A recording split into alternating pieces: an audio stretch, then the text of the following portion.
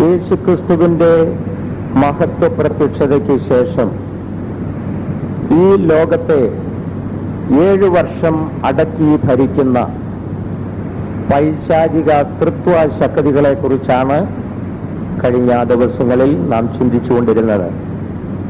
അതിൽ 2 ശക്തികളെ കുറിച്ച് അല്പമായി ചിന്തിച്ചു.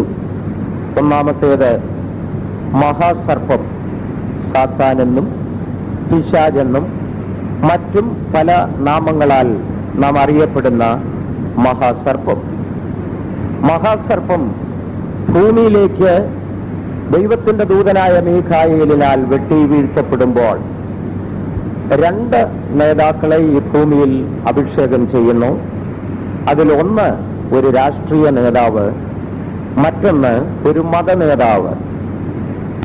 പിശാചിനാൽ അഥവാ മഹാസർപ്പത്താൽ അഭിഷേകം ചെയ്യപ്പെടുവാൻ പോകുന്ന രാഷ്ട്രീയ നേതാവിനെ വേദപുസ്തക ഭാഷയിൽ എതിർക്രിസ്തു എന്നും നാം സാധാരണ വിളിച്ചു വരുന്ന ഭാഷയിൽ അന്തിക്രിസ്തു എന്നും അറിയപ്പെടുന്നു. അത് മാത്രവുമല്ല, മറ്റ് 8 നാമങ്ങൾ കൂടെ ഈ എതിർക്രിസ്തുവിന് വേദപുസ്തകത്തിൽ നൽകിയിട്ടുണ്ട്. കഴിഞ്ഞ ദിവസം നാം ഈ നാമങ്ങളെ കുറിച്ച് ചിന്തിപ്പാനിടയായി.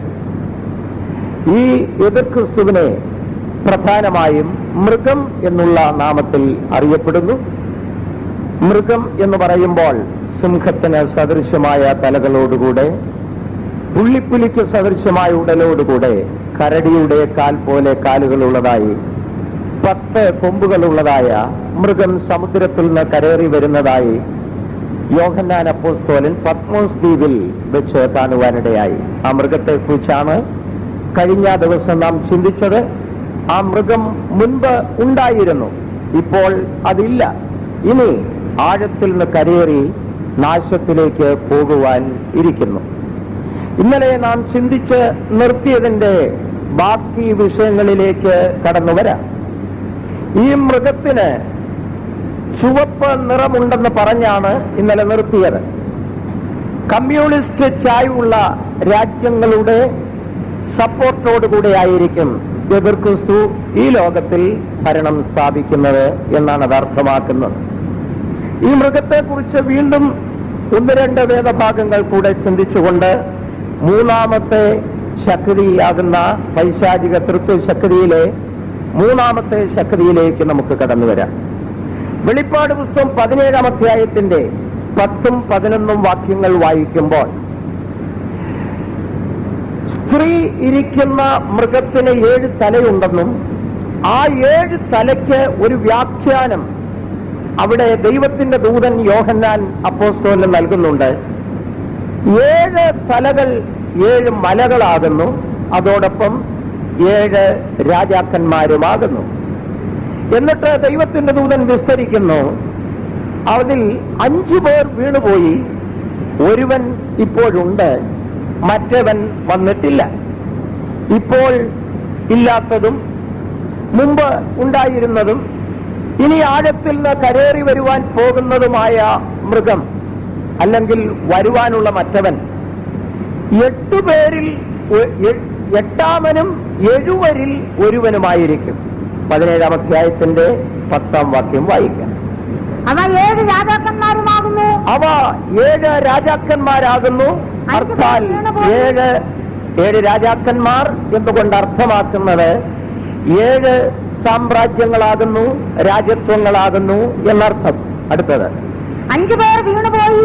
5 പേർ വീണുപോയി, ഒരുത്തൻ ഉണ്ട്, മറ്റവൻ ഇതുവരെ വന്നിട്ടില്ല. വന്നാൽ പിന്നെ അവൻ കുറഞ്ഞോന്ന് ഇരിക്കേണ്ടതാകുന്നു. ഉണ്ടായിരുന്നതും ഇല്ലാത്തതുമായ മൃഗം 8ാമത്തവനുമായ മൃഗം 8ാമത്തവനും 7 ഉൾപ്പെട്ടവനും തന്നെ അവൻ നാശത്തിലേക്ക് പോകുന്നു. ഈ വേദഭാഗങ്ങളൊക്കെ വായിക്കുമ്പോൾ ഇതിന്റെ അർത്ഥം എന്താണെന്ന് ചിലപ്പോൾ ഗ്രഹിക്കാൻ ബുദ്ധിമുട്ടായി വന്നേക്കാം. അതുകൊണ്ട് 1-2 വാക്കുകളിൽ ഇതിന്റെ അർത്ഥം ഓർപ്പിച്ചുകൊണ്ട് മുൻപോട്ട് പോകുവാൻ താല്പര്യപ്പെടുകയാണ്. ദൈവത്തിന് സ്തോത്രം. 7 മലകൾ 7 രാജാക്കന്മാരാകുന്നു. എന്ന് പറഞ്ഞാൽ 7 രാജ്യത്വങ്ങളാകുന്നു. അതിൽ 5 പേർ വീണുപോയി. ഒരുവൻ ഇപ്പോൾ ഉണ്ട്, മറ്റവൻ വന്നിട്ടില്ല. ഇത് യോഹന്നാൻ അപ്പോസ്തലന് AD 90-നും 96-നും ഇടയ്ക്ക് പത്മോസ് ദ്വീപിൽ വെച്ച് ദൈവത്തിന്റെ ദൂതൻ വെളിപ്പെടുത്തി കൊടുക്കുന്ന, പ്രസ്താവിക്കുന്ന വിഷയമാണ്. അപ്പോൾ യോഹന്നാൻ അപ്പോസ്തലൻ ജീവിച്ചിരുന്ന കാലഘട്ടത്തിന് മുൻപ് 5 പേർ വീണുപോയി.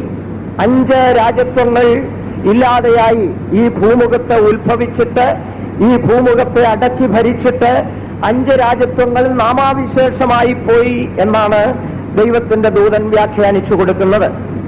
ഈ 5 രാജ്യത്വങ്ങൾ എന്ന് പറയുന്നത് ഇന്നലെ നാം പഠിച്ച രാജ്യത്വങ്ങളിൽ നിന്നും അതിന്റെ പുറകോട്ടിറങ്ങി ചിന്തിക്കുമ്പോൾ ഒരു 2 രാജ്യത്വങ്ങളെ കൂടെ ഇതിന്റെ കൂടെ ഉൾപ്പെടുത്തുവാനുണ്ട്. ഈ 5 രാജ്യത്വങ്ങളിൽ ഒന്നാമത്തേത് ഈജിപ്റ്റ്, രണ്ടാമത്തേത് അസീറിയ അല്ലെങ്കിൽ അശൂർ, മൂന്നാമത്തേത് ബാബിലോൺ, നാലാമത്തേത് മേദ്യ പേർഷ്യ, 5 ഗ്രീസ്. ഈ 5 രാജ്യത്വങ്ങൾ വീണുപോയി. ഒരിക്കലൂടെ പറയാം. ഒന്നാമത്തേത് ഈജിപ്റ്റ് അഥവാ മിശ്രയും, രണ്ടാമത്തേത് അസീറിയ അല്ലെങ്കിൽ അശൂർ, മൂന്നാമത്തേത് ബാബിലോൺ, നാലാമത്തേത് മേദ്യ പേർഷ്യ, 5-ാമത്തേത് ഗ്രീസ്. 5 വീണുപോയി. ഒരുവൻ ഇപ്പോഴുണ്ട്, അതാണ് റോമൻ ഭരണം. യോഹന്നാൻ അപ്പോസ്തലൻ അന്ന് ജീവിച്ചിരിക്കുമ്പോൾ ആ ഒരുവൻ ഉണ്ട്. എന്നാൽ മറ്റവൻ വന്നിട്ടില്ല. ഈ വരുവാനുള്ള മറ്റവൻ എന്ന് പറയുന്നത് ഇനി വെളിപ്പെടുവാൻ പോകുന്ന എതിർ ക്രിസ്തുവിനെ കുറിച്ച് പ്രസ്താവിക്കുകയാണ്. അവൻ വെളിപ്പെട്ടാൽ കുറഞ്ഞോന്നിരിക്കണം എന്ന് പറഞ്ഞാൽ വെളിപ്പെട്ട് കഴിഞ്ഞാൽ ഒരു 7 വർഷം അവൻ ഈ ലോകത്തിൽ ഇരിക്കണം എന്നാണ് അതിന്റെ അർത്ഥം.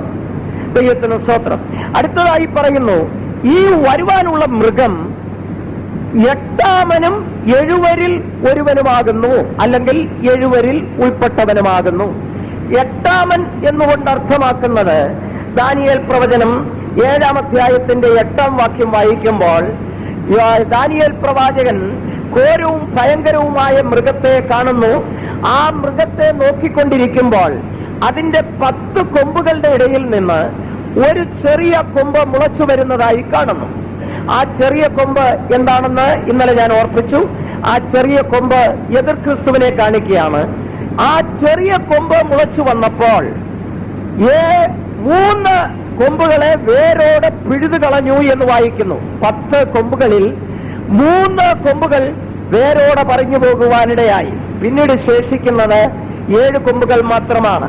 ഈ 10 കൊമ്പുകൾ 10 രാജാക്കന്മാരാകുന്നു എന്ന് വെളിപ്പാട് പുസ്തകം 17-ന്റെ 12-ാം വാക്യത്തിൽ നാം വായിക്കുന്നു. നീ കണ്ട 10 കൊമ്പുകൾ അവർ 10 രാജാക്കന്മാരാകുന്നു. ഇതുവരെയും അവർ ശക്തിപ്പെട്ടിട്ടില്ല. അവർ കുറെ നേരത്തേക്ക്, അല്ലെങ്കിൽ 1 നാഴിക നേരത്തേക്ക് മൃഗത്തോടൊരുമിച്ച് രാജാക്കന്മാരെ പോലെ അധികാരത്തിലേക്ക് കടന്നു വരും. രാജാക്കന്മാരല്ല, പക്ഷേ രാജാക്കന്മാരെ പോലെ അധികാരത്തിലേക്ക് കടന്നു വരും.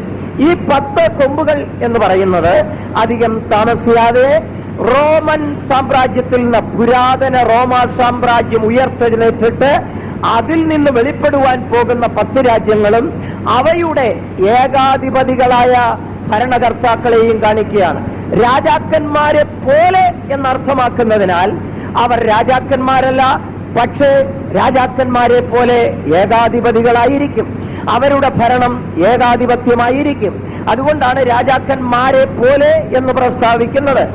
ഈ ചെറിയ കൊമ്പ് 10 കൊമ്പുകളുടെ ഇടയിൽ നിന്ന് മുളച്ചു വരുമ്പോൾ 3 കൊമ്പുകൾ വേരോടെ പിഴുതു പോകുന്നു. പിന്നീട് 7 കൊമ്പുകൾ ശേഷിക്കുന്നു. 7 + 1 8. അതുകൊണ്ടാണ് പറയുന്നത്, ഈ വെളിപ്പെടുവാനുള്ളവൻ, ഈ വെളിപ്പെടുവാനുള്ള മൃഗം 8-ാമനും 7 പേരിൽ ഒരുവനുമായിരിക്കും. ദൈവത്തിന് സ്തോത്രം. എതിർ ക്രിസ്തുവിനെ കുറിച്ച് ഏറെക്കുറെ ഒരറിവ് നിങ്ങൾക്ക് കിട്ടിക്കാണുമെന്ന് ഞാൻ വിശ്വസിക്കുകയാണ്. ഇനിയും വിശദീകരിക്കുകയാണെങ്കിൽ വളരെയേറെയുണ്ട്. നമ്മുടെ ബൈബിൾ ക്ലാസിന്റെ 4-ാം ദിവസത്തിലേക്ക് വന്നിരിക്കുകയാണ്. നാളെ 1 ദിവസം കൂടെ മാത്രമേ നമ്മുടെ മുൻപിലുള്ളൂ. ഈ വിഷയങ്ങളൊക്കെ വളരെ വിപുലമായി വിശദീകരിക്കണമെങ്കിൽ അനേക ദിവസങ്ങൾ തന്നെ വേണ്ടിവരും. ബൈബിൾ ക്ലാസ് ഇനി ദീർഘിപ്പിക്കുവാനും ബുദ്ധിമുട്ടാണ്. നാളത്തേടം കൊണ്ട് നിർത്തേണ്ടതായിട്ടും ഇരിക്കുന്നു. അതുകൊണ്ട് ഞാൻ വേഗത്തിൽ അടുത്ത വിഷയത്തിലേക്ക് പ്രവേശിക്കുകയാണ്. മൂന്നാമത്തെ ശക്തി, 7 വർഷം ഈ ലോകത്തെ ഭരിക്കുന്ന പൈശാചിക തൃത്വശക്തിയിലെ മൂന്നാമത്തെ ശക്തി, അതിനെയും ഒരു മൃഗമായിട്ടാണ് ചിത്രീകരിക്കുന്നത്. വെളിപ്പാട് പുസ്തകം 13-ാം അധ്യായത്തിന്റെ 11 വായിക്കുമ്പോൾ മറ്റൊരു മൃഗം ഭൂമിയിൽ നിന്ന് കയറി വരുന്നതായി കണ്ടു. വെളിപ്പാട് പുസ്തകം 13-ന്റെ 1-ാം വാക്യം മുതൽ വായിക്കുമ്പോൾ കാണുന്ന മൃഗം സമുദ്രത്തിൽ നിന്ന് കരയേറി വരുന്നു. പക്ഷെ ഈ മൃഗമോ ഭൂമിയിൽ നിന്ന് കരയേറി വരുന്നു. 2 മൃഗങ്ങളും ഒന്നല്ല, രണ്ടും 2 തന്നെയാണ്. ഞാൻ മുമ്പേ ഓർപ്പിച്ചു, ആ 1-ാമത്തെ മൃഗം എന്ന് പറയുന്ന ഒരു രാഷ്ട്രീയ നേതാവും 2-ാമത്തെ മൃഗം എന്ന് പറയുന്നത് ഒരു സഭാ നേതാവുമാണ്. ദൈവത്തിന് സ്തോത്രം. ഇല്ലെങ്കിൽ ഒരു മത നേതാവുമാണ്. ആ മൃഗത്തെ കുറിച്ച് പറയുമ്പോൾ അതിന്റെ കുഞ്ഞാടിന്റെ രൂപമാണ്. അതിന് കുഞ്ഞാടിന്റെ രൂപമാണ്. കുഞ്ഞാടിനുള്ളതുപോലെ 2 കൊമ്പുണ്ടായിരുന്നു. അത് മഹാസർപ്പം എന്ന പോലെ സംസാരിച്ചു. അത് 1-ാമത്തെ മൃഗത്തിന്റെ മുൻപാകെ അതിന്റെ അധികാരമെല്ലാം നടത്തി ഭൂമിയെയും അതിൽ വസിക്കുന്നവരെയും മരണകരമായ മുറിവ് പുറത്തുപോയ 1-ാം മൃഗത്തെ നമസ്കരിക്കുമാറാക്കുന്നു. അടുത്തത്, അത് മനുഷ്യർ കാണെ ആകാശത്ത് നിന്ന് ഭൂമിയിലേക്ക് തീ ഇറങ്ങുമാറ് വലിയ അടയാളങ്ങൾ പ്രവർത്തിക്കുകയും മൃഗത്തിന്റെ മുൻപിൽ പ്രവർത്തിപ്പാൻ തനിക്ക് ബലം കിട്ടിയ അടയാളങ്ങളെ കൊണ്ട് ഭൂവാസികളെ തെറ്റിക്കുകയും വാളാൽ മുറിവേറ്റിട്ടും ജീവിച്ച മൃഗത്തിന് പ്രതിമ ഉണ്ടാക്കുവാൻ ഭൂവാസികളോട് പറയുകയും ചെയ്യുന്നു. ഈ മൃഗം ആരാണ്? ദൈവത്തിന് സ്തോത്രം. ഈ മൃഗം ഒരു മത നേതാവാണെന്നും ഒരു സഭാ നേതാവാണെന്നും ഞാൻ ഒറ്റ വാക്കിൽ പറഞ്ഞു. അപ്പോൾ ചോദിക്കും, അത് ഏത് സഭയുടെ നേതാവാണ്? ഏത് മതത്തിന്റെ നേതാവാണ്? ഈ കൃപായുഗത്തിന്റെ അവസാനത്തിങ്കൽ ക്രൈസ്തവ ഗോളത്തിൽ ഒരു ധ്രുവീകരണം, ഒരു ചേരിതിരിവ് സംഭവിച്ചുകൊണ്ടിരിക്കുകയാണ്. നാം നോക്കിയാൽ അത് നമുക്ക് കാണുവാൻ കഴിയും. 1600-ൽ പരം സഭകളായി, സമൂഹങ്ങളായി നിലകൊള്ളുന്ന ക്രിസ്തീയ സഭകൾ 2 ചേരിയിലേക്ക് തിരിഞ്ഞുകൊണ്ടിരിക്കുന്നതായി നമുക്ക് കാണുവാൻ കഴിയും. ഒന്നാമത്, നാമധേയ ക്രിസ്തീയ സഭകളെല്ലാം കൂടെ ഒരു കൊടിക്കീഴിൽ വന്നുകൊണ്ടിരിക്കുന്ന ഒരു കാഴ്ച നമുക്കിപ്പോൾ ദൃശ്യമാണ്. അതേ സമയത്ത് തന്നെ നാമധേയ ക്രിസ്തീയ സഭകളിൽ ദൈവം വലിയൊരു ഉണർവയച്ചിട്ട് പരമാർത്ഥികളായ സത്യാന്വേഷികളായ ഒരു കൂട്ടം ആത്മാക്കളെ അവിടെ നിന്ന് അടർത്തിയെടുത്ത് പറിച്ചെടുത്ത് സത്യസഭയോട് ബന്ധിപ്പിക്കുന്ന മറ്റൊരു കാഴ്ചയും നമുക്ക് കാണുവാൻ കഴിയും. കുറെ കൂടെ വ്യക്തമായി പറഞ്ഞാൽ, അധികം താമസിയാതെ ഈ ക്രൈസ്തവ സഭകൾ, ക്രൈസ്തവ സമൂഹങ്ങൾ 2 ചേരിയിൽ, 2 കൊടിക്കീഴിൽ, അല്ലെങ്കിൽ 2 വകുപ്പായി തിരിഞ്ഞ് നിന്നേ മതിയാകൂ. ബൈബിൾ അത് വ്യക്തമായി പറയുന്നു. വെളിപ്പാട് പുസ്തകത്തിൽ നാം പഠിക്കുമ്പോൾ 12-ാം അധ്യായത്തിലും അതിന്റെ 17-ാം അധ്യായത്തിലും 2 സ്ത്രീകളെ കാണുന്നുണ്ട്. വെളിപ്പാട് പുസ്തകം 12-ാം അധ്യായത്തിലും 17-ാം അധ്യായത്തിലും 2 സ്ത്രീകളെ കാണുവാൻ കഴിയുന്നു. അതില് 12-ാം അധ്യായത്തിലെ സ്ത്രീയെ കുറിച്ച് ബൈബിൾ ക്ലാസിന്റെ 1-ാം ദിവസത്തിൽ ഞാൻ ചെറുതായി സൂചിപ്പിച്ചു. സ്വർഗസ്ഥലത്ത് നിൽക്കുന്ന, സൂര്യനെ അണിഞ്ഞിരിക്കുന്ന, തലയിൽ 12 നക്ഷത്രങ്ങൾ കൊണ്ടുള്ള കിരീടമുള്ള, ചന്ദ്രന്മേൽ നിൽക്കുന്നതായ, ഗർഭിണിയായി നോവ് കിട്ടി വേദനപ്പെട്ട് നിലവിളിച്ചുകൊണ്ടിരിക്കുന്ന സ്ത്രീ, അത് ദൈവസഭയാണെന്ന് ഞാൻ 1-ാം ദിവസം ഓർപ്പിക്കുവാനിടയായി. അതുപോലെ തന്നെ വെളിപ്പാട് പുസ്തകം 17-ാം അധ്യായത്തിൽ ഒരു സ്ത്രീയെ കാണുന്നു. വെളിപ്പാട് പുസ്തകം 17-ാം അധ്യായത്തിൽ ഒരു സ്ത്രീയെ കാണുന്നു. ഈ ചാർട്ടിന്റെ ഈ ഭാഗത്ത് അത് ചെറുതായി വരച്ചിട്ടുണ്ട്. ആ സ്ത്രീയെ കുറിച്ച് 1 മുതൽ വെളിപ്പാട് പുസ്തകം 17-ാം അധ്യായത്തിന്റെ 1 മുതൽ 6 വരെയുള്ള വാക്യങ്ങൾ വായിക്കുമ്പോൾ നമുക്ക് മനസ്സിലാകും.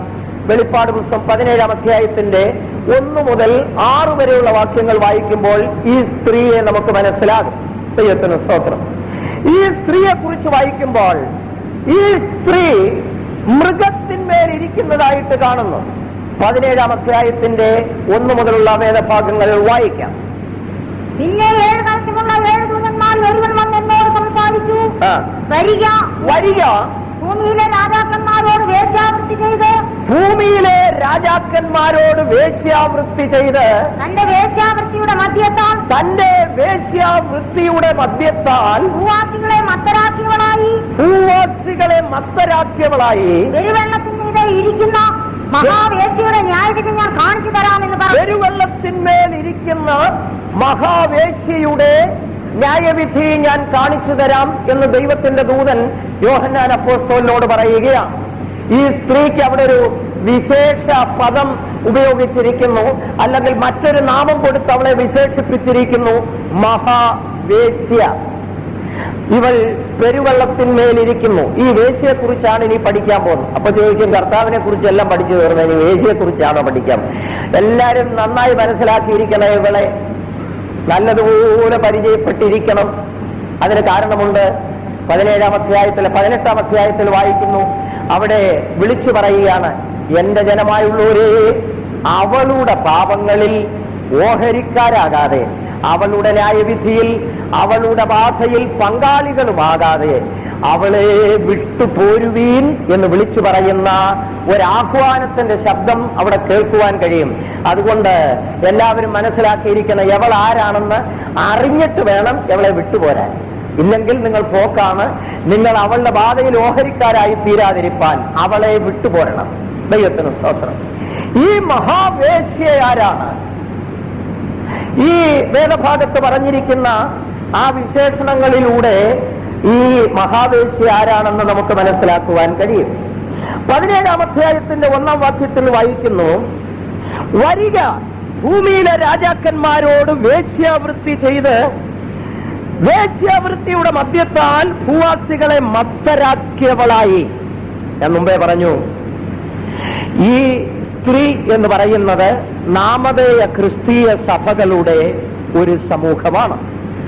ഇന്നത്തെ നാമധേയ ക്രിസ്തീയ സഭകൾ ഒരു കൊടിക്കീഴിൽ അണിനിരക്കുവാൻ പോകുന്നു. ഏറെക്കുറെ ഒരു കൊടിക്കീഴിൽ വന്നു കഴിഞ്ഞിരിക്കുവാണ്. ഒരു കാലത്ത് തലമുറയായി തമ്മിൽ യാതൊരു ബന്ധവും ഉണ്ടായിരിക്കുന്നതല്ല എന്ന് പറഞ്ഞ് കുരിശെ തൊട്ട് സത്യം ഇവിടെ ഉള്ള സമയം പറങ്കിപ്പടയെ കണ്ട് ഭയപ്പെട്ടെല്ലാം കൂടെ മടങ്ങി വന്നിട്ട് കുരിശയിൽ ഒരു ആലാത്ത് കെട്ടി എല്ലാരും കൂടെ ആലാത്തെ പിടിച്ചൊരു സത്യം ചെയ്തു, സൂര്യചന്ദ്രന്മാരുള്ളിടത്തോളം കാലം ഞങ്ങളോ ഞങ്ങളുടെ പിൻതലമുറയോ പാപ്പാമതവുമായി യാതൊരു ബന്ധവും ഉണ്ടായിരിക്കുന്നതല്ലെന്ന് എല്ലാരും കൂടെ ഈ കുരിശയിൽ ആലാത്ത് കെട്ടി പിടിച്ചുകൊണ്ട് സത്യം ചെയ്തു. എല്ലാരും കൂടെ കയറി ആലാത്തെ പിടിച്ചപ്പോൾ ആ പിടിയുടെ ബലം നിമിത്തമായി കുരിശങ്ങ് വളഞ്ഞുപോയി. അതുകൊണ്ടാണ് അതിനെ പൂരം കുരിശ് സത്യമെന്ന് വിളിക്കുന്നത്. ഞങ്ങളോ ഞങ്ങളുടെ തലമുറയോ സൂര്യചന്ദ്രന്മാരുള്ളിടത്തോളം കാലം പാപ്പാമതവുമായി യാതൊരു ബന്ധവും ഉണ്ടായിരിക്കുന്നതല്ല. പൂരം കുരിശും സത്യവും ഒക്കെ മാറിയിട്ട് ഇപ്പോൾ ഒരു കൊടിക്കീഴിൽ അണിനിരന്നിരിക്കുന്നു. ചില നാളുകൾക്ക് മുൻപ് മനോരമയിൽ നാം ഇങ്ങനെ കാണുവാനിടയായി, നിങ്ങൾ ഒരുപക്ഷെ കണ്ടു കാണും, റോമിൽ മാർപ്പാപ്പായോടുകൂടെ പല സഭകളുടെ നേതാക്കൾ ഒരുമിച്ച് കൂടിയെടുത്തതായ ഒരു ഫോട്ടോ. ദൈവത്തിന് സ്തോത്രം. ഇതെല്ലാം ഈ വെളിപ്പാട് പുസ്തകം 17-ാം അധ്യായം നിവർത്തിയാകാൻ പോകുന്നു എന്ന് ചൂണ്ടിക്കാണിക്കുകയാണ്. ഒരു കൊടിക്കീഴിൽ എല്ലാ ക്രൈസ്തവ സഭകളും വന്നുചേരുന്നു. പെന്തിക്കോസ്തുകാരുടെ ഇടയിലും പതിയെ ഒരു ചെറിയ വലിവ് അങ്ങോട്ടായിട്ടുണ്ട്. ചിലർക്ക്, എല്ലാവർക്കും ഇല്ല. ചിലരുടെ ഉള്ളിൽ അങ്ങോട്ടൊരു ചെറിയ വലിവ്. ഇതിനകത്ത് നിൽക്കുന്നെങ്കിലും പാട്ടുപാടുന്നെങ്കിലും കൈയടിക്കുന്നെങ്കിലും ആത്മാവ് കൊണ്ട് അവിടോട്ടൊരു വലിവ്. ആ വലിവുള്ളവർ അധികം താമസിയാതെ ഇവിടുന്ന് പറഞ്ഞ് അവിടെ പോയി ചേർന്നുകൊള്ളും, ഒട്ടിക്കൊള്ളും. അതുപോലെ നാമധേയ ക്രിസ്തീയ സഭകളിൽ ഇപ്പോൾ ഒരു പരിശുദ്ധാത്മ പിന്മാരി ഉണ്ടായിട്ട് വലിയൊരു കൂട്ടം ഉണർന്നു കഴിഞ്ഞു. ഈ ഉണർത്തപ്പെട്ടവരൊക്കെ അവിടെ നിന്ന് പറഞ്ഞു വന്നിട്ട് ദൈവസഭയോട് ഐക്യപ്പെടുന്ന ഒരു കാഴ്ച നമുക്ക് കാണുവാൻ കഴിയും. ദൈവത്തിന് സ്തോത്രം. നാമധേയ ക്രിസ്തീയ സഭകളെല്ലാം ഒന്നായിത്തീരുന്നു. അവയെ വെളിപ്പാട് പുസ്തകം 17-ാം അധ്യായത്തിൽ മഹാവേശ്യ എന്ന് പറയുന്നു. ഞാൻ ഇന്നലെ പറഞ്ഞ പോലെ പ്രതിപക്ഷ ബഹുമാനമില്ലാത്ത ഒരു സംബോധനയാണല്ലോ ഇതെന്ന് നിങ്ങൾക്കൊരു പക്ഷെ തോന്നിപ്പോകാം. അങ്ങനെ ദൈവത്തിന്റെ പരിശുദ്ധാത്മാവ് സംബോധന ചെയ്യുവാൻ കാരണമുണ്ട്. ദൈവത്തിന് സ്തോത്രം. അതിന്റെ കാരണം അവിടെ തന്നെ പറയുന്നുണ്ട്. ഈ സ്ത്രീയെ കുറിച്ച് പഠിക്കുമ്പോൾ, ഇവൾ ഭൂമിയിലെ രാജാക്കന്മാരോട് വേശ്യാവൃത്തി ചെയ്തു. അതാണ് ഇവളുടെ പാപങ്ങളിൽ ഒന്ന്. ഇവിടെ വേശ്യാവൃത്തി എന്ന് സംബോധന ചെയ്യുന്നത് പറയുന്നത്, ഇവൾ ഭൂമിയിലെ രാജാക്കന്മാരുമായി ഇടകലർന്നു.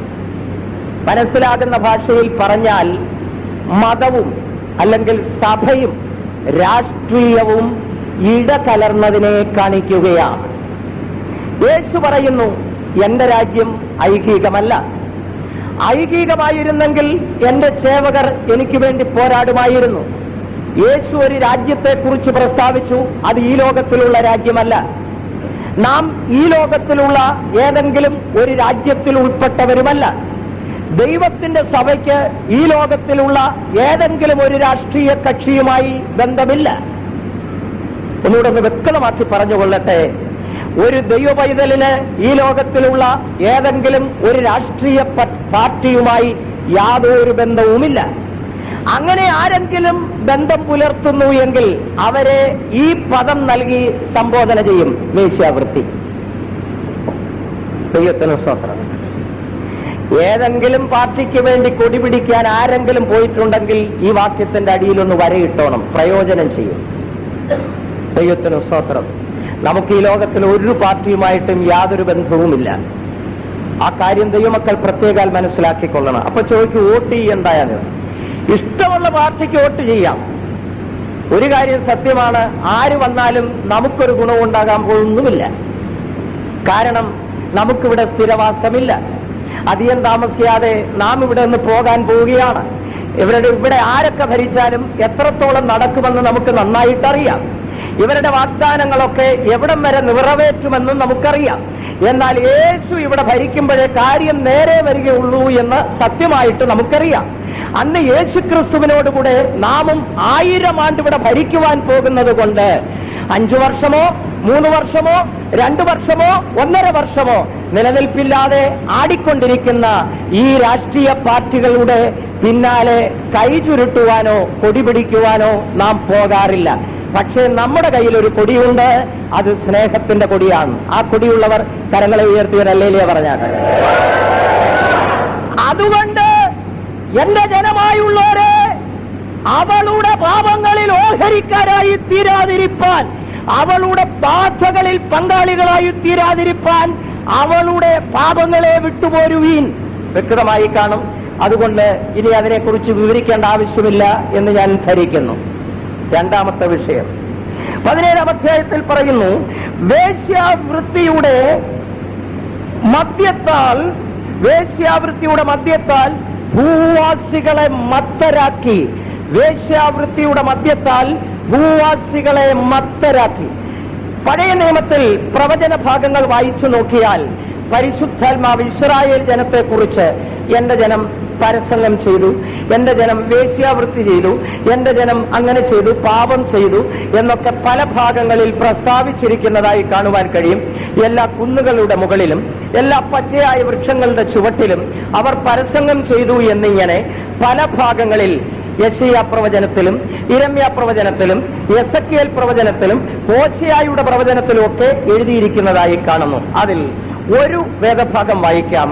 ഹോശേയയുടെ പ്രവചനം 4-ാം അധ്യായം 12-13 വാക്യങ്ങൾ. അവിടെ വേശ്യാവൃത്തി അഥവാ പരസംഗം എന്ന് പറയുന്നതിന്റെ അർത്ഥം എന്താണെന്ന് അവിടെ കാണുവാൻ കഴിയും. വായിക്കാം. എന്റെ ജനം തങ്ങളുടെ മരത്തോട് അരുളപ്പാട് ചോദിക്കുന്നു. തങ്ങളുടെ മരത്തോട് അരുളപ്പാട് ചോദിക്കുന്നു. അവരുടെ വടി അവരോട് ലക്ഷണം പറയുന്നു. അവരുടെ വടി അവരോട് ലക്ഷണം പറയുന്നു. നിൽക്കണേ, ഒന്ന് ചെറുതായിട്ട് വിവരിച്ചോട്ടെ. മരത്തോട് അരുളപ്പാട് ചോദിക്കുന്നു. മറ്റു ചിലർ കല്ലിനോട് അരുളപ്പാട് ചോദിക്കുന്നു. മറ്റു ചിലർ പോയി സിമന്റ് രൂപങ്ങളുടെ മുൻപാകെ അരുളപ്പാട് ചോദിക്കുന്നു. എന്നിട്ട് അവിടെ പോയി മെഴുകുതിരി കത്തിച്ചു വെച്ചിട്ട് ഞങ്ങൾക്ക് വേണ്ടി പ്രാർത്ഥിക്കണമേ എന്ന് അപേക്ഷിക്കുന്നു. മനസ്സിലായി കാണും. അധികം വ്യാഖ്യാനിച്ചാൽ അത് ചിലപ്പോൾ പ്രയാസമുണ്ടാക്കും. അതുകൊണ്ട് ഞാൻ അവിടെ നിർത്തട്ടെ. എന്റെ ജനം മരത്തോട് അരുളപ്പാട് ചോദിക്കുന്നു. അടുത്തത്, അവരുടെ വടി അവരോട് ലക്ഷണം പറയുന്നു, അവരോട് സംസാരിക്കുന്നു. ചിലർ വടിയെ ആരാധിക്കുന്നു, മറ്റു ചിലർ എല്ലിന്റെ കഷ്ണത്തെ ആരാധിക്കുന്നു, മറ്റു ചിലർ പല്ലിന്റെ മുൻപിൽ പോയി നമസ്കരിക്കുന്നു. മദ്രാസിൽ സെന്റ് തോമസ് മൗണ്ടിൽ വിശുദ്ധ തോമാസ് ലീഹായുടേത് എന്ന് പറയുന്ന ഒരു എല്ലിൻ കഷ്ണം കണ്ണാടി കൂട്ടിനകത്ത് കാറ്റ് കയറാതെ ഇപ്പോഴും സൂക്ഷിച്ചു വെച്ചിട്ടുണ്ട്. ഞാൻ ഒരിക്കൽ മദ്രാസിലായിരുന്നപ്പോൾ അവിടെ പോകുവാനിടയായി. ഇതെന്താണെന്നൊന്ന് കാണാൻ. ഒരു ചെറിയൊരു കഷ്ണം. എത്ര എണ്ണമാ വന്ന് മുട്ടുകുത്തുന്നതെന്നറിയാമോ? ഈ എല്ലിന്റെ മുമ്പിൽ. അതിനകത്ത് ഏതോ വിശേഷ ശക്തിയുണ്ടെന്നാണ്. ദൈവത്തിന് സ്തോത്രം. ഇതിന്റെയൊക്കെ പേരാണ് ഈ പരസംഗം എന്ന് പറയുന്നത്. ദൈവസഭ, ക്രൈസ്തവ ജനത ഈ നിലയിൽ അധാർമികത്വത്തിലേക്ക് അധപ്പതിച്ചു പോയി എന്ന് ബൈബിൾ വിളിച്ചു പറയുന്നു. അടുത്തത് വായിക്കാം. അവരെ ഭ്രമിപ്പിക്കുന്നു. അവർ തങ്ങളുടെ ദൈവത്തെ വിട്ട് പരസംഗം ചെയ്യുന്നു. അവർ തങ്ങളുടെ ദൈവത്തെ വിട്ട് പരസംഗം ചെയ്യുന്നു. അവർ പർവ്വത ശിഖരങ്ങളിൽ ബലി കഴിക്കുന്നു. പർവ്വത ശിഖരങ്ങളിൽ ബലി കഴിക്കുന്നു. കുന്നുകളിൽ അവർ നല്ല തണലുള്ള കരുവേരകത്തിന്റെയും ആ പർവ്വത ശിഖരങ്ങളിൽ ബലി കഴിക്കുവാൻ വളരെയേറെ കഷ്ടപ്പെട്ട് വളരെയേറെ ബന്ധപ്പെട്ട് നടന്ന് കയറിപ്പോകുന്നു. ദൈവത്തിന് സ്തോത്രം. അത്രയും കൊണ്ട് നിർത്തട്ടെ. ഇതാണ് ഇവിടെ പറഞ്ഞിരിക്കുന്ന പരസംഗം. പെന്തിക്കോസ്തുകാരുടെ ഇടയിലും അതിനൊരു ആത്മീക വ്യാഖ്യാനം കൊടുത്താൽ ഒരുപക്ഷെ ഇവിടെ ഇരിക്കുന്നവരെ സന്തോഷിച്ചുകൊണ്ടിരിക്കുക. അതങ്ങ് അകലെ മറ്റുള്ളവരുടെ കാര്യമാണ് പറയുന്നത്, ഞങ്ങളുടേതല്ല, ഞങ്ങൾക്ക് പരസംഗമോ വിഗ്രഹാരാധനയോ ഇല്ല എന്നൊരു പക്ഷെ പറഞ്ഞേക്കാം. കൃപായുഗത്തിൽ അപ്പോസ്തലനായ പൗലോസിന്റെ ഭാഷയിൽ ഈ വിഗ്രഹാരാധനയ്ക്ക് മറ്റൊരു പേര് കൊടുത്തിട്ടുണ്ട്, വിഗ്രഹാരാധന എന്ന അത്യാഗ്രഹം. അതില്ലാത്തവരൊന്ന് കൈപൊക്കിക്കേ. എല്ലാവർക്കും ഉണ്ട് അല്പാൽപ്പം. വിഗ്രഹാരാധന എന്ന അത്യാഗ്രഹം. 10 കിട്ടിയാൽ അതിന്റെ കൂടെ 10 കൂടെ കിട്ടണമെന്നുള്ള മോഹം. 1000 കിട്ടിയാൽ അത് മതിയെന്ന് പറയുകയല്ല, അതിന്റെ കൂടെ 1000 കൂടെ ചേർത്ത് വെച്ചാൽ കൊള്ളാമെന്നൊരു മോഹം. 2 കോടി ബാങ്കിൽ ഡിപ്പോസിറ്റ് ഉള്ള പെന്തിക്കോസുകാരൻ സഹോദരനും ഇത് പോരാ, അതിന്റെ കൂടെ 1 കോടി കൂടെ മുകളിൽ കൊണ്ടുപോയി ഇടണം എന്നൊരു മോഹം. ഇതിന്റെ പേരാണ് വിഗ്രഹാരാധന. അതിന് മറ്റൊരു വ്യാഖ്യാനം കൊടുത്ത പരസംഗം. ദൈവത്തിന് സ്തോത്രം. ഇനി മറ്റൊരു വ്യാഖ്യാനം കൂടി ഇതിന് കൊടുക്കുവാൻ കഴിയും. ദൈവത്തെക്കാൾ അധികമായി ഏതൊന്നിനെ സ്നേഹിക്കുന്നുവോ അത് വിഗ്രഹമാണ്. ദൈവത്തെക്കാൾ അധികമായി ഒരു വ്യക്തിയെയോ ഒരുപക്ഷെ നിങ്ങളുടെ കുടുംബ ബന്ധത്തിലുള്ളവരെയോ ഏതെങ്കിലും ഒരു വസ്തുവിനെയോ നിങ്ങൾ സ്നേഹിക്കുന്നു എങ്കിൽ അത് വിഗ്രഹമാണ്.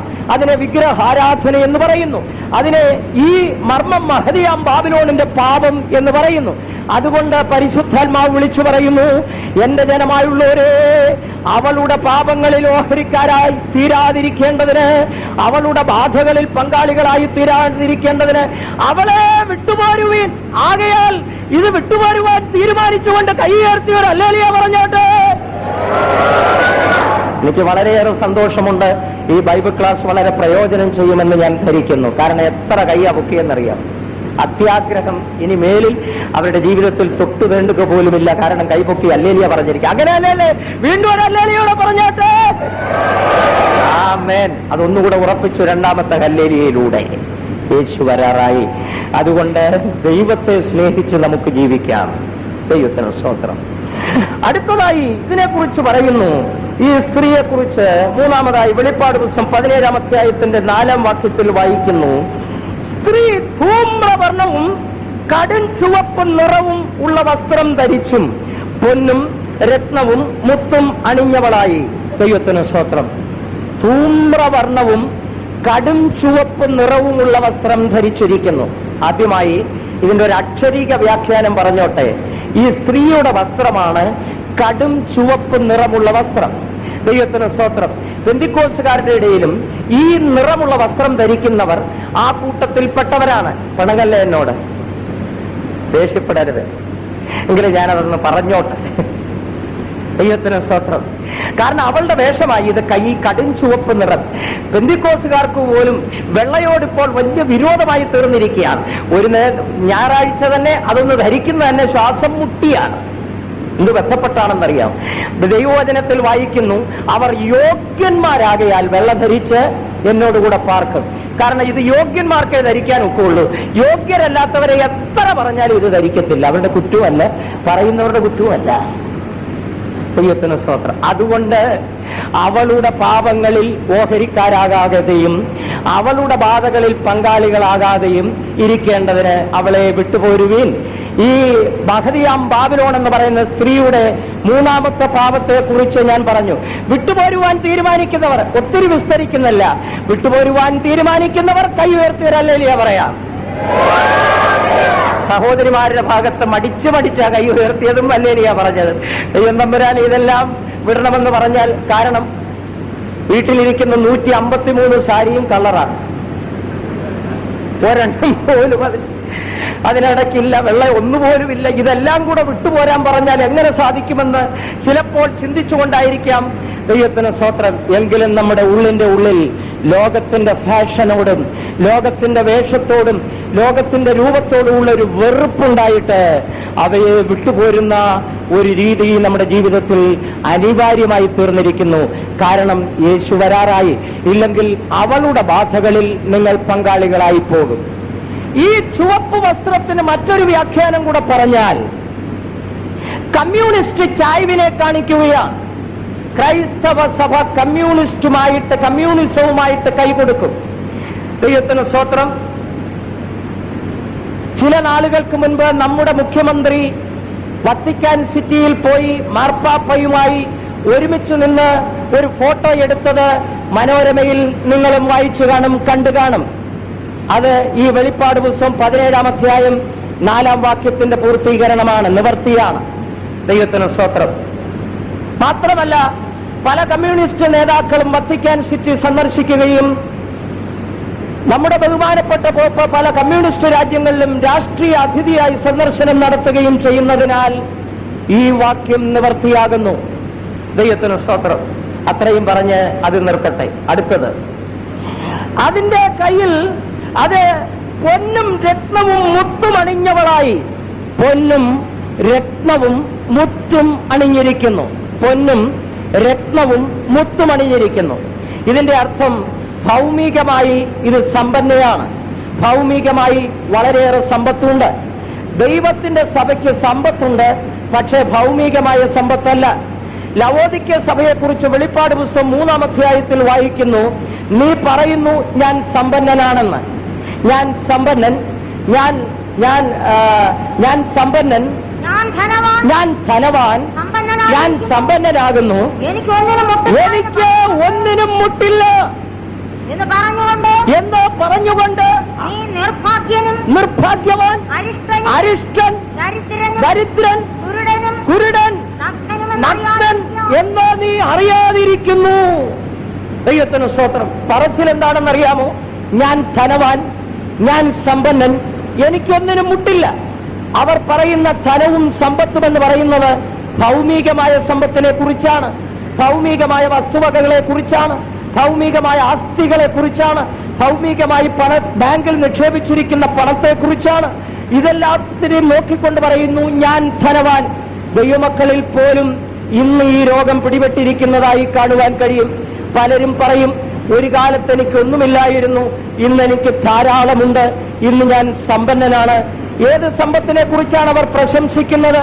ഈ ലോകത്തിലുള്ള കള്ളന്മാർ തുരന്നു മോഷ്ടിക്കുന്നതും പുഴുവും തുരുമ്പും കെടുക്കുന്നതുമായ ഈ ലോകത്തിൽ നിലനിൽക്കാത്ത സമ്പത്തിനെ പ്രശംസിച്ചുകൊണ്ട് പറയുകയാണ് ഞാൻ സമ്പന്നനാണ്, എനിക്ക് 2 നില വീടുണ്ട്, എനിക്ക് എയർ കണ്ടീഷൻ റൂമുകളുണ്ട്, എനിക്ക് AC കാറുകളുണ്ട്, എനിക്ക് ബാങ്കിൽ ലക്ഷക്കണക്കിന് നിക്ഷേപങ്ങളുണ്ട്, എന്റെ മക്കൾ 5 പേർ അമേരിക്കയിലാണ് എന്നൊക്കെയുള്ള ഭൗമികമായ സമ്പത്തിനെ കുറിച്ച് പ്രശംസിച്ചുകൊണ്ട് പറയുന്നു.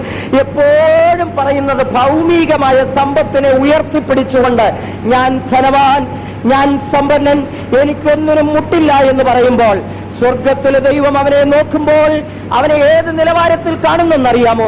ദരിദ്രൻ, നിർഭാഗ്യവാൻ, നഗ്നൻ, അരിഷ്ടൻ, കുരുടൻ എന്നുള്ള നിലവാരത്തിൽ കാണുകയാണ്. ഇതുപോലെ ഈ മഹതിയാം ബാബിലോൺ എന്ന് പറയുന്ന സ്ത്രീക്കും മുത്തും രത്നാഭരണങ്ങളും പൊന്നാഭരണങ്ങളും ധാരാളമുണ്ട്. ഭൗമികമായി അവൾ സമ്പന്നയാണ്.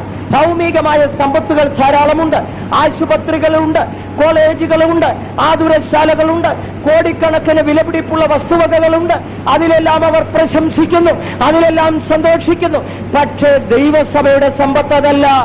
അപ്പോസ്തലനായ യാക്കോബ് പറയുകയാണ്, ലോകത്തിൽ ദരിദ്രരായവരെ വിശ്വാസത്തിൽ സമ്പന്നരാക്കി തീർത്തിരിക്കുന്നു. ദൈവസഭയുടെ സമ്പത്ത് പണം സമ്പാദിക്കുന്ന സമ്പത്തല്ല, അവരുടെ സമ്പത്ത് വിശ്വാസത്തിലുള്ള സമ്പത്താണ്. അവരുടെ സമ്പത്ത് എന്ന് പറയുന്നത് അവർ പ്രാപിച്ചിരിക്കുന്ന വിലയേറിയ നിക്ഷേപമെന്ന അഭിഷേകമെന്ന സമ്പത്താണ്. ആകയാൽ ഈ വിലയേറിയ നിക്ഷേപമായ അഭിഷേകമെന്ന സമ്പത്ത് നിങ്ങൾക്കുണ്ടോ? വിലയേറിയ വിശ്വാസമായ സമ്പത്ത് നിങ്ങൾക്കുണ്ടോ? ഇല്ലെങ്കിൽ അത് പ്രാപിച്ച് സമ്പന്നരായി തീരുവീൻ, മഹിമാസമ്പന്നരായി തീരുവീൻ. ദൈവത്തെക്കുറിച്ച് വായിക്കുന്നു, അവൻ കൃപാസമ്പന്നനാണ്, അവൻ മഹിമാസമ്പന്നനാണ്. ദൈവത്തിന്റെ സമ്പത്തതാണ് കൃപാസമ്പന്നൻ. കൃപയൊരു സമ്പത്താണ്, മഹിമ അഥവാ തേജസ് ഒരു സമ്പത്താണ്, വിശ്വാസം ഒരു സമ്പത്താണ്. ഈ സമ്പത്തുകൾ സമ്പാദിക്കുവാൻ ഈ നാളുകളിൽ ദൈവമക്കൾ കഠിന പരിശ്രമം ചെയ്യേണ്ടിയിരിക്കുന്നു. സമ്പന്നരായി തീരുവാൻ ആഗ്രഹിക്കുന്നവർ, സമ്പന്നരായി തീരണമെന്ന് ആഗ്രഹമുള്ളവർ ഇന്നു മുതൽ ഈ സമ്പാദ്യം സമ്പാദിക്കുവാൻ ഞാൻ ആഗ്രഹിക്കുന്നു, അതിനുവേണ്ടി ശ്രമിക്കുകയാണ്. അപ്പൊ ചോദിക്കും, ഇതിനെവിടെ പോകണം? സൗദി അറേബ്യ പോയത് കിട്ടുമോ? ന്യൂയോർക്കിൽ കിട്ടുമോ? കൃപാസമ്പത്ത് കിട്ടണമെങ്കിൽ കർത്താവിന്റെ പാദപീഠത്തിൽ താനിരിക്കണം. നിഗളികളോട് എതിർത്ത് നിൽക്കുന്നു, താഴ്മയുള്ളവർക്കോ കൃപ നൽകുന്നു. വിശ്വാസം എന്ന സമ്പത്ത് കിട്ടണമെങ്കിൽ ലോകത്തിൽ ഒന്നുമില്ലാത്തവരായി തീരണം. ലോകത്തിൽ ദരിദ്രരായവരെ വിശ്വാസത്തിൽ സമ്പന്നരാക്കിയിരിക്കുന്നു എന്ന് വായിക്കുന്നു. ദരിദ്രർ എന്ന് പറയുമ്പോൾ ഒരുപക്ഷെ നിങ്ങൾ വിചാരിക്കും ഈ ഭിക്ഷയാചിക്കുന്ന ഭിക്ഷപാത്രവുമായി നടക്കുന്ന യാചകരെ സംബന്ധിച്ചാണെന്ന്. അതുകൊണ്ട് അവർ വിശ്വാസത്തിൽ സമ്പന്നരാകണമെന്നില്ല. എന്നാൽ ഇവിടെ പറയുന്ന ദരിദ്രർ എന്ന് പറഞ്ഞാൽ എല്ലാം ഉണ്ടെങ്കിലും ഒന്നുമില്ലാത്തവരെ പോലെ ജീവിക്കുന്നത്. അതാണ് ബുദ്ധിമുട്ട്. ഒന്നുമില്ലാത്തവർക്ക് വേണമെങ്കിൽ ഒന്നുമില്ലാത്തവരായി ജീവിക്കാം. നിങ്ങൾക്കെല്ലാം ഉള്ളപ്പോൾ ഒന്നുമില്ലാത്തവരെ പോലെ ജീവിക്കാൻ കഴിയുമോ? നിങ്ങൾക്ക് സമ്പത്തുണ്ട്, ജീവിക്കാൻ ചുറ്റുപാടുകളുണ്ട്, ലോകത്തിലുള്ള ആസ്തികളെല്ലാം ഉണ്ട്. എങ്കിലും ഉള്ളിന്റെ ഉള്ളിൽ ഞാൻ ലോകത്തിൽ ഒന്നുമില്ലാത്തവൻ എന്നുള്ള നിലവാരത്തിൽ ജീവിക്കാൻ കഴിയുമെങ്കിൽ അവർക്ക് വിശ്വാസത്തിൽ സമ്പന്നരായി തീരുവാൻ കഴിയും. ദൈവത്തിന് സ്തോത്രം. ഇവിടെ വായിക്കുന്ന ഇവൾ പൊന്നും വെള്ളിയും വളരെയേറെ രക്താഭരണങ്ങളും ധരിച്ചിരിക്കുന്നു. ഭൗമികമായ സമ്പത്ത് അവൾക്കുണ്ട്. ദൈവത്തിന് സ്തോത്രം. മൂന്നാമതായി ഇവൾ ചുവപ്പ് വസ്ത്രം ധരിച്ചിരിക്കുന്നു. നാലാമതായി ഇവൾ പൊന്നും വെള്ളിയും രക്താഭരണങ്ങളും ധരിച്ചിരിക്കുന്നു. ദൈവത്തിന് സ്തോത്രം. അടുത്തതായി വെളിപ്പാട് പുസ്തകം 17-ാം അധ്യായത്തിന്റെ 6-ാം വാക്യത്തിൽ വായിക്കുമ്പോൾ ഇവളെ കുറിച്ച് പറയുന്നു, വിശുദ്ധന്മാരുടെ രക്തവും യേശുവിന്റെ സാക്ഷികളുടെ രക്തവും കുടിച്ച സ്ത്രീ മത്തയായിരിക്കുന്നു. ദൈവത്തിന് സ്തോത്രം. സഭാചരിത്രം പഠിച്ചാൽ, ആദിമ കാലങ്ങളിലെ സഭാചരിത്രം പഠിച്ചാൽ അനേക യേശുവിന്റെ സാക്ഷികളുടെ രക്തം പാപ്പാമത ഊറ്റിക്കുടിച്ചതായി നമുക്ക് സഭാചരിത്രത്തിൽ കാണുവാൻ കഴിയും. അനേകർ അവരാൽ രക്തസാക്ഷികളായി തീരുവാനിടയായി. ദൈവത്തിന് സ്തോത്രം. ഈ മഹദിയാം ബാബിലോൺ, മർമ്മം മഹദിയാം ബാബിലോൺ ഏതാണെന്ന് ഇപ്പോൾ ഏറെക്കുറെ വ്യക്തമായി കാണും. ദൈവത്തിന് സ്തോത്രം. അവളെ കുറിച്ച് പറയുന്നു, അവൾ വേശ്യമാരുടെയും മ്ലേച്ഛതകളുടെയും മാതാവ്. മാതാവ് എന്നുള്ള പദം കൊണ്ട് അർത്ഥമാക്കുന്നത് മക്കളുണ്ട്. അവളുടെ കീഴിൽ മക്കളുണ്ട്. ദൈവത്തിന് സ്തോത്രം. പല മക്കളും ഇവളെ മാതാവായി അംഗീകരിച്ചിട്ട് മാതൃത്വം അംഗീകരിച്ചുകൊണ്ട് മക്കളായി കീഴിൽ പോയി, മുൻപിൽ പോയി മുട്ടുമടക്കി അതിന്റെ നടത്തിപ്പിൻ കീഴിൽ ഏൽപ്പിച്ചു കൊടുക്കുന്നു. ദൈവത്തിന് സ്തോത്രം. ഇങ്ങനെ ഒരു നാമധേയ ക്രിസ്തീയ സഭകളുടെ സമൂഹം ഈ ലോകത്തിൽ ഉണ്ടാകുവാൻ പോവുകയാണ്. യേശു ക്രിസ്തുവിന്റെ വരവിനോട് അടുത്തുള്ള കാലഘട്ടത്തില് ഇങ്ങനെ ഒരു ധ്രുവീകരണം, ഒരു ഏകീകരണം നമുക്ക് കാണുവാൻ കഴിയും. ദൈവത്തിന് സ്തോത്രം. അതിന് വഴിയൊരുക്കുകയാണ് ഇന്നത്തെ എക്യൂമിനിക്കൽ പ്രസ്ഥാനം, എക്യൂമിനിസം. പലരും വിചാരിക്കും അത് ദൈവീകമാണെന്ന്. ഒരിക്കലും അത് ദൈവീകമല്ല. അത് ഈ മഹദിയാം ബാബിലോണിന് വെളിപ്പെടുവാനുള്ള ഒരു പശ്ചാത്തലം ഒരുക്കുകയാണ്. World Christian council, world church council എന്നൊക്കെ ആഗോള വ്യാപകമായ ക്രിസ്തീയ സംഘടനകളൊക്കെയും ഈ മഹദിയാം ബാബിലോണിന്, ഈ സ്ത്രീക്ക് രംഗപ്രവേശം ചെയ്യുവാൻ പശ്ചാത്തലമൊരുക്കുന്നു. ദൈവത്തിന് സ്തോത്രം. ആകയാൽ ദൈവത്തിന്റെ ജനത്തോട് വിളിച്ചു പറയുകയാണ്, നീ ഒരിക്കലും അവളുടെ പാപങ്ങളിൽ പങ്കാളികളായി തീരാതെ വേർപാടനുഷ്ഠിച്ചുകൊണ്ട് വിശുദ്ധിയെ കാത്ത് ദൈവമക്കൾ ജീവിക്കണം. ദൈവത്തിന് സ്തോത്രം. ഇന്ന് പെന്തിക്കോസ്തുകാർ പോലും ചോദിക്കുന്നു, നിലനിൽപ്പിന് വേണ്ടി നമുക്ക് അവരോടൊന്ന് കൈകൊടുത്താൽ എന്താണ്? CPM-കാരെ കുറിച്ച് കുറ്റം പറയാറുണ്ട്. എവര് മാത്രമേ ആരുമായിട്ടും ഐക്യപ്പെടാത്തവരുള്ളൂ. ശരിയാണ്, ഒക്കുകയല്ല. പറ്റാത്തത് കൊണ്ടാണ്, മനഃപൂർവമല്ല. പാടില്ലെന്നാണ് പഠിച്ചിരിക്കുന്നത്, പഠിപ്പിച്ചിരിക്കുന്നതും. ദൈവത്തിന്റെ വചനവും പഠിപ്പിക്കുന്നു. 60 രാജ്ഞിമാര് 80 വെപ്പാട്ടികളും അസംഖ്യം കന്യകമാരുമുണ്ടെങ്കിലും എന്റെ പ്രാവ് നിഷ്കളങ്കമായവളോ ഒരുത്തി മാത്രമാണ്. അവൾക്ക് വേറെ ആരുമായിട്ടും കൂട്ടായ്മയില്ല. അവൾ പാറയുടെ പിളർപ്പിലും കടുംതൂക്കിന്റെ മറവിലും മറഞ്ഞിരിക്കുന്നത് കൊണ്ട് എങ്ങും പോയി കൈ കൊടുക്കാൻ സാധിക്കുന്നില്ല. പലരും നമ്മുടെ അടുക്കൽ വന്നു വരെ പറയാറുണ്ട്, എന്നെയും സമീപിച്ച് പറഞ്ഞിട്ടുണ്ട്, നമുക്കെന്ന് ഒന്നിച്ചാൽ എന്താണ്. ഞാൻ ചോദിച്ചിട്ടുണ്ട്, സ്റ്റേജിൽ മാത്രം മതിയോ ഒന്നിക്കുന്നത്? അങ്ങനെയെങ്കിലും ആകട്ടെന്ന്.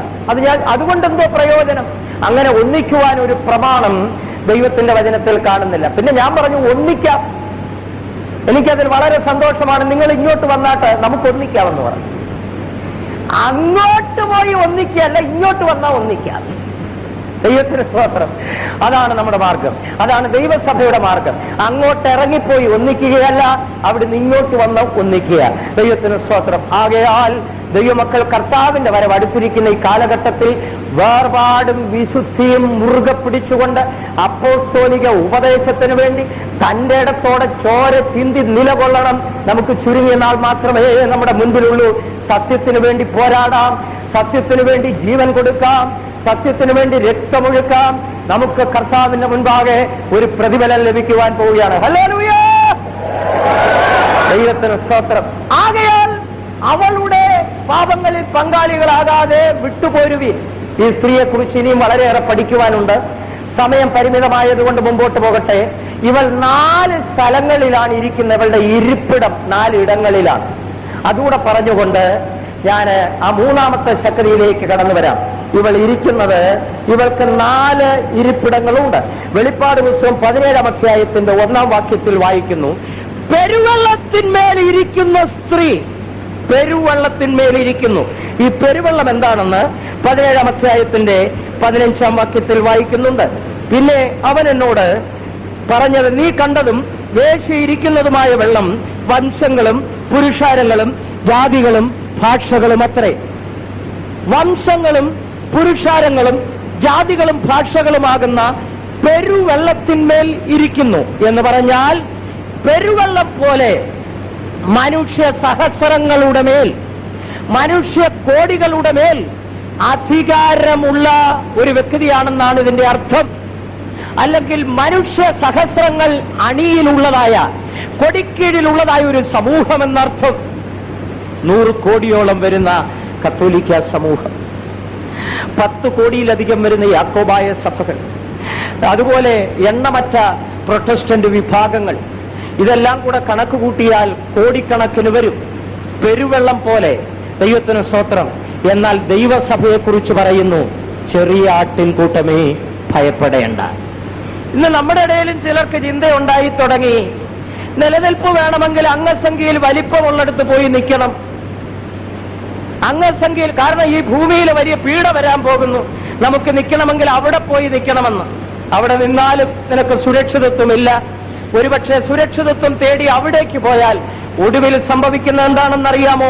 വെളിപ്പാട് പുസ്തകം 17-ാം അധ്യായത്തിൽ വായിക്കുന്നുണ്ട്, ഈ സ്ത്രീക്കൊരു മഹാൻ ന്യായവിധി വരുവാൻ പോവുകയാണ്. 17-ാം അധ്യായത്തിന്റെ 16-ാം വാക്യം വായിക്കുമ്പോൾ, നീ കണ്ട 10 കൊമ്പും മൃഗവും വേശ്യയെ ദ്വേഷിച്ച് ശൂന്യവും നഗ്നവുമാക്കി അവളുടെ മാംസം തിന്നുകളയും, അവളെ തീ കൊണ്ട് ദഹിപ്പിക്കുകയും ചെയ്യുന്ന ഒരു കാലം വരുവാൻ പോകുന്നു. ആകയാൽ അവിടെ നിനക്ക് സുരക്ഷിതത്വമില്ല. ദൈവത്തിന്റെ സഭയെക്കുറിച്ച് പറയുന്നു, ചെറിയ ആട്ടിൻകൂട്ടം. ചെറിയ ആട്ടിൻകൂട്ടമേ ഭയപ്പെടേണ്ട, പിതാവ് രാജ്യം നിങ്ങൾക്ക് തരുവാൻ പ്രസാദിച്ചിരിക്കുന്നു. രാജ്യം പിതാവ് ചെറിയ ആട്ടിൻകൂട്ടത്തിനാണ് കൊടുക്കുവാൻ പ്രസാദിച്ചിരിക്കുന്നത്. അതുകൊണ്ട് നിങ്ങൾ ആരോടുകൂടെ നിൽപ്പാൻ ആഗ്രഹിക്കുന്നു? ഈ ചെറിയ ആട്ടിൻകൂട്ടത്തോടുകൂടെ നിൽക്കുവാൻ ആഗ്രഹിക്കുന്നവർ, തീരുമാനിക്കുന്നവർ തങ്ങളുടെ തീരുമാനത്തെ ഒന്നുകൂടി ഉറപ്പിച്ചുകൊണ്ട് കരങ്ങളെ ഉയർത്തി ഒരു ഹല്ലേലൂയ പറയാം. ആമേൻ.